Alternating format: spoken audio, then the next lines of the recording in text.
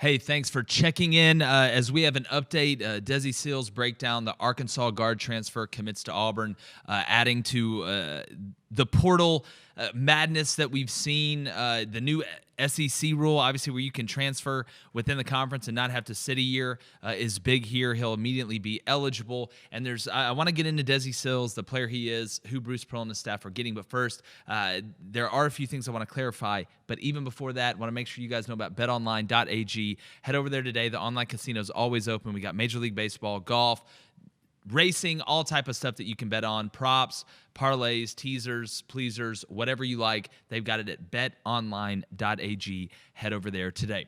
All right, people will ask, Auburn takes Desi Sills. What does that have to do with Scoot Henderson? Does that mean that the 2022 five-star point guard is not going to reclassify and come to Auburn? In my opinion, that does not mean that. I think it tells you more about JT Thor not returning, because we have to understand, while Desi Sills can play point and be able to get you through a game at point, he is not a point guard. He is really a scoring guard. And Scoot Henderson is a one. Now, he could play the two and be fine, but he is a one. Do not think this takes Auburn out of the running for Scoot Henderson at all. That spot is still open. This is under the assumption that JT Thor is not returning, which I don't think he will be, and you'll have one more spot available for this next year scholarship-wise. Scoot Henderson could reclassify, come in and play it. Now, if Scoot Henderson doesn't reclassify and doesn't go to the G League, he's just probably going to graduate on time. I think a big thing here is also Jabari Smith that would have to do with Scoot Henderson reclassifying. So if Scoot wants to play with Jabari, because I still think Jabari is going to be a one and done, he'd most likely have to reclassify and play in this class. So keep your eye out for that. Do not think that eliminates Auburn for Scoot Henderson at all. The G League talk, listen, from what I've been told, the G League talk is a lot more appealing to the people around Scoot Henderson as opposed to Scoot Henderson. I think if it truly came down to Scoot, and I don't want to get too far into it, he'd probably already be committed to Auburn and reclassifying, and the ability is there for him to do that. So people will say, oh, well, you getting Desi Sills? No, Scoot Henderson. That's not the case. Nothing's a guarantee, anything like that. But I still believe Auburn sits in a pretty good position for Scoot Henderson. But we all know how crazy the G League is, especially after experiencing some of the past things and the way it turned out. So on to Desi Sills. Who is Desi Sills? Desi Sills was a guy who has played a lot of games for Arkansas. Played in all 32 games 2 years ago, played in most of the games this year. He had actually not missed a game until this year, and he went down with an injury against Mississippi State. And you say, okay, it's an injury, whatever, but you have to understand the context of how he was playing, then goes down with the injury, then how he played. Looking at the numbers, all right, going into early February before this injury, Desi Sills came into the year as a preseason second-team All-SEC pick, was averaging 14 points a game and shooting 42% from the three-point line. Was doing a really good job driving, finishing at the rim. He was actually second on the team in finishing at the rim behind Justin Smith, and we all know that was pretty much Justin Smith's game, really a glue guy for Arkansas. And it's funny because he actually had his best game against Auburn. All-around game. Dropped like 23, I think had his most rebounds, had a couple steals, basically did it all, was a stat stuffer, and he's a guy that can get hot from three. And you're shooting 42%, that's a fantastic clip.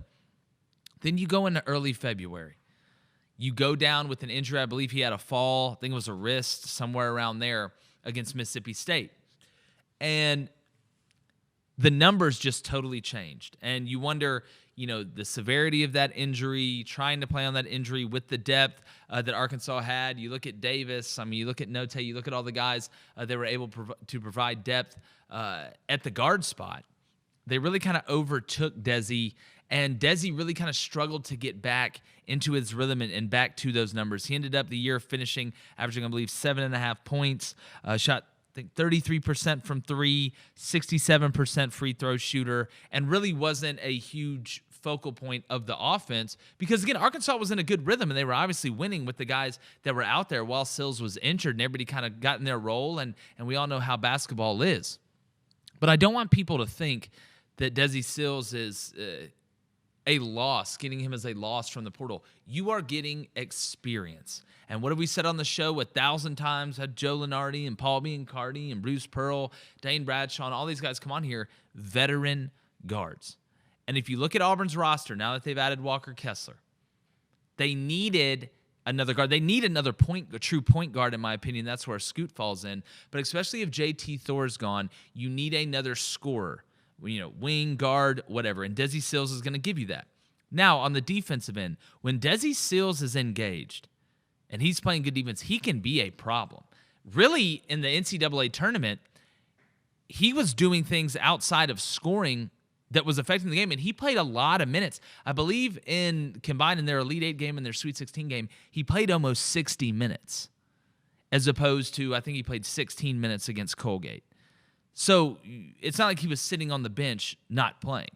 Now, I will say there were some drives he had, because he's a pretty good cutter to the rim, understands how to move off the ball, some drives that he really should have finished, and you're used to kind of seeing Desi Sills finish, and you wonder, was that kind of being out of rhythm? Was that the injury still lingering? You think with an offseason, being able to play immediately, he'd be able to get caught up to speed on what Auburn does and kind of get back in his rhythm. And I look at what he provides for this team, and there's a multitude of ways to look at it. We talk about experience one. All right, being able to shoot the three. He's streaky to me. He's very streaky. And when you have multiple scores, because don't forget about Trey Alexander, a guy coming in as a freshman that I think is going to make some noise. Alan Flanagan goes ahead and lets everybody know that he's coming back, which is going to be a big piece. It keeps him off the ball, so you don't have to have Flanagan handling the ball, something he's not super comfortable with. We saw that last year.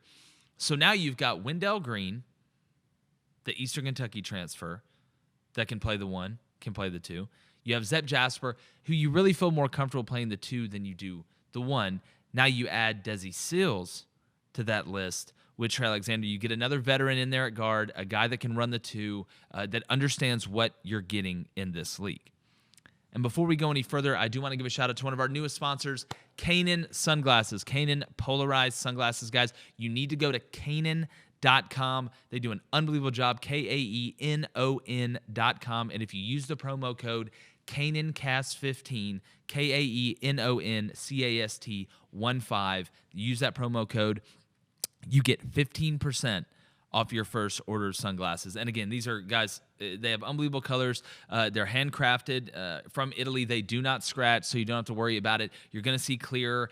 You're going to see further. You're going to see brighter. It's just a really good, and the pricing's good too, and they last. So head to Kaenon.com, use that promo code KaenonCast15, and go ahead and get you a pair. Summer's coming. We all know everybody's going to the lake, the beach, wherever. Make sure you got a pair of sunglasses you can trust that look good as well. That's Kaenon.com. But looking at what Desi can also bring, he's a guy that can play in transition.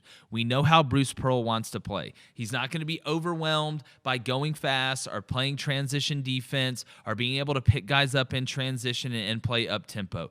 That's big. He understands what the SEC is about, how you have to bring it every night, the way the conference has grown. He's seen it in 3 years. He had 3 years of building that resume up to now transferring to Auburn to be able to use that and help maybe some of the new guys coming in from outside of the league. How does he pair with Walker Kessler, guys like that? He understands the importance of post players. You look at Arkansas, Justin Smith. And again, Arkansas wasn't a team that had a bunch of dominant centers running around out there. So it's probably going to be a nice little caveat to have a Walker Kessler down low, a 7-1 guy. Having Jabari Smith Jr. at the 4, being able to play the 5. Jalen Williams being able to come in and play that. So you add a veteran guy to your roster, you add a scorer, you add a guy that understands defense, and hopefully that injury is going to be fixed. And I kind of hit what's left out there. And with that one spot open, I think you're looking at Scoot Henderson. I still believe that. Now, if they were to not get Scoot Henderson, do you go back to the portal and find another point guard to transfer? You could. That's a possibility. I don't know how many other possibilities from high school kids that can reclassify outside of Scoot. Ty Washington didn't have Auburn in his top 6. So, it's kind of dwindling down there, and that can be by design. And if Auburn were to close out with Desi Sills and Scoot Henderson, that's a hell of a roster. Some people will be like, oh, I'm not super excited about Desi Sills. Nobody's saying that he is a superstar, but he is a veteran guard that can score, that will not panic in the big moments, and could make it an easy transition, just going down the street from Fayetteville to Auburn. So it's a good coup for Bruce Curl. Good coup for Bruce Pearl, and we'll see how it goes, see who they add past him. Make sure you guys check us out, thejboyshow.com. Get some of that merch. Subscribe, YouTube, Apple Podcasts, Spotify. Going to keep doing it. Going to keep bringing you guys the most informative content, news as it breaks. Maybe you're going to start doing some live stuff as well during the week to continue to mix it up as we ramp up for football season. It's coming. It's going to be here before you know it. Auburn gets a big pickup with Desi Sills. Make sure you check out our interview with Josh Pate, dropping tomorrow, talking all SEC, the spring games that have happened, the spring games coming up. And we also play a new game I call Quick Trigger. Think of it kind of like rapid fire. I think you guys are going to get a kick out of that. But again, there's only one way to win the water cooler, and that's checking us out here at the Jboy Show. Appreciate y'all. Talk soon.